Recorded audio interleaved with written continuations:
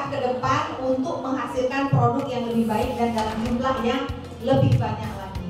Dampak positifnya kalau kita menjaga hal-hal tersebut pastilah meningkatkan penjualan. Insya Allah internasional bisa kita raih. Ya, ternyata banyak UMKM brand-brand dari Aceh yang sudah merambah internasional.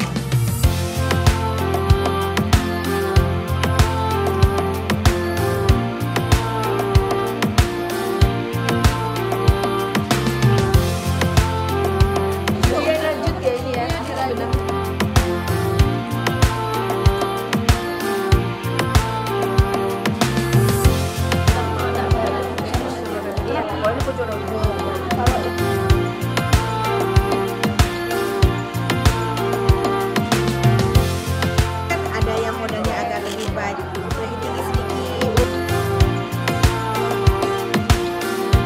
Iya, ini harus segini.